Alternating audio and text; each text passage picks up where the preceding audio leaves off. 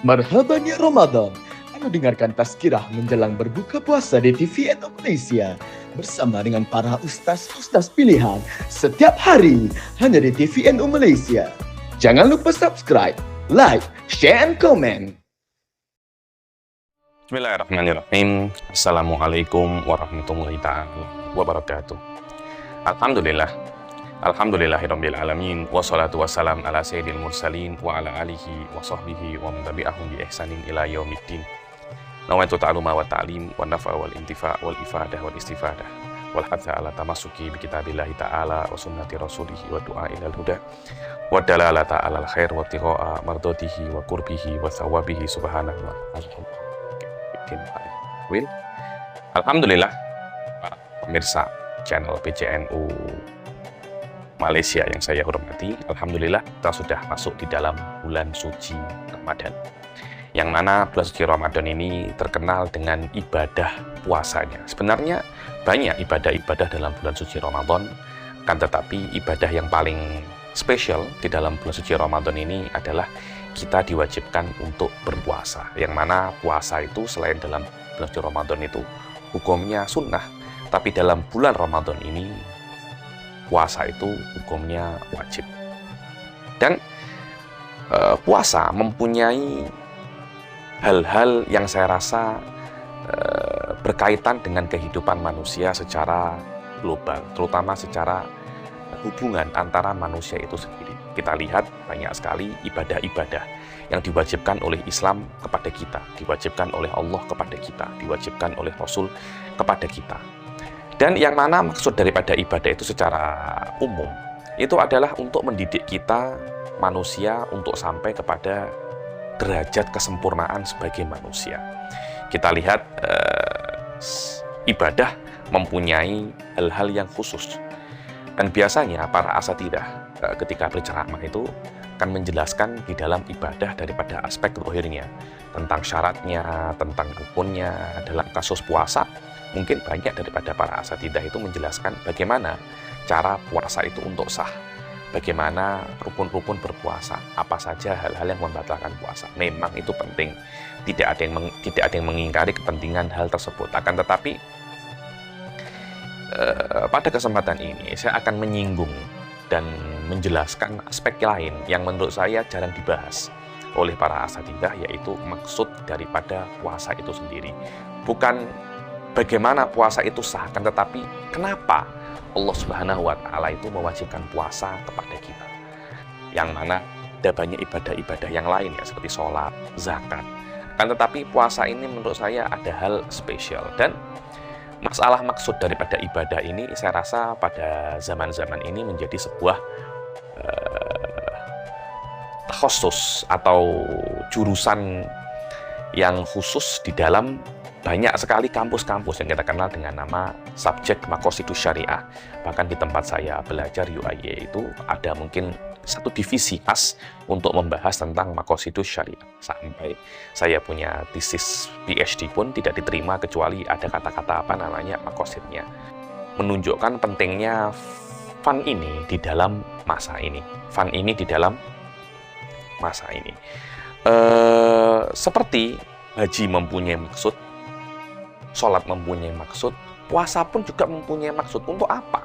Sebenarnya Allah itu mewajibkan puasa kepada manusia, yang mana jelas maksud ini bukan untuk menguntungkan Allah, akan tetapi untuk menguntungkan manusia sebagai makhluk Allah, agar manusia itu bisa untuk mencapai kesempurnaannya sebagai manusia. Dan banyak sekali ya kitab-kitab yang menjelaskan tentang maksud-maksud puasa.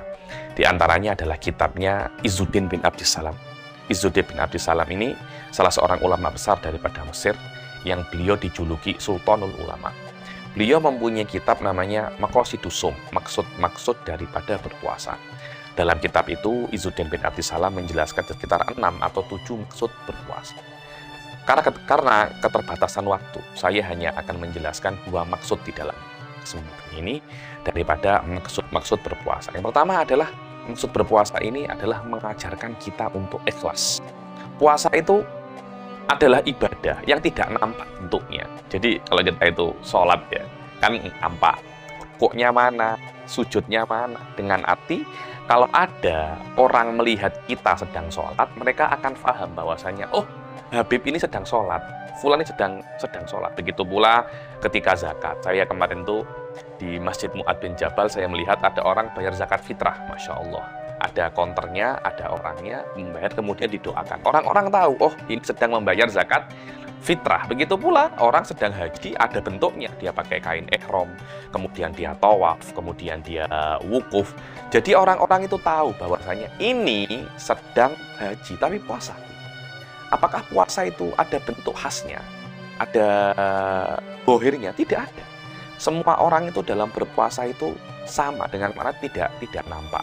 Mungkin ketika saya melihat Fulan, saya tidak tahu ini sedang berpuasa atau tidak. Kadangkala bohirnya semacam dia berpuasa, makanya kadangkala bulan Ramadan dia tidak makan, tapi kan tidak tahu kan, mungkin di bilik dia makan yang kita tidak mengetahui. Allahu a'lam bishawab. Sebab itulah yang namanya puasa ini mengajarkan kepada kita, walaupun orang tidak mengetahui Anda itu sedang puasa, still Anda itu mesti ikhlas. Yang mana ikhlas ini adalah makom yang paling susah. Dan jalan yang paling mudah untuk mendapatkan keikhlasan itu ya diantaranya adalah melewati puasa atau ibadah-ibadah yang orang-orang itu tidak mengetahui Anda itu beribadah atau tidak, sedaqatus sir, berzikir di bilik. Begitu pula puasa. Sebab itulah di dalam sebuah diskusi dikatakan setiap amal Ibnu Adam itu dilipat gandakan sampai 700, kecuali puasa. Fa innahu li wa ana ajzi bih. Kecuali puasa, bahwasanya puasa itu murni hanya untuk Allah, karena tidak ada yang tahu orang ini puasa atau tidak kecuali Allah. Maka Allah sendiri yang akan membayarnya, tidak terikat dengan 700, 600, 500 kali ganda, tapi terpulang kepada Allah. Wallahu yudhaifu liman yasha. Inilah maksud pertama daripada maksud berpuasa. Yang kedua, puasa akan memperbaiki hubungan antara kita dan sesama, yang dikenal di dalam Islam itu dengan nama hablum minannas. Hablum minannas. Kita dalam dunia ini diwajibkan oleh Allah itu untuk memperbaiki dua hubungan kita dengan Allah dan hubungan kita dengan manusia. Banyak orang itu memperbaiki hubungan dia dengan Allah. Contohnya sholat di masjid, Masya Allah, jamaah tidak pernah luput. Tahajud tidak pernah luput. Akan tetapi ironinya, ke masjid mungkin datang paling awal sebelum subuh, akan tetapi ketika pulang malah nyolong sendal.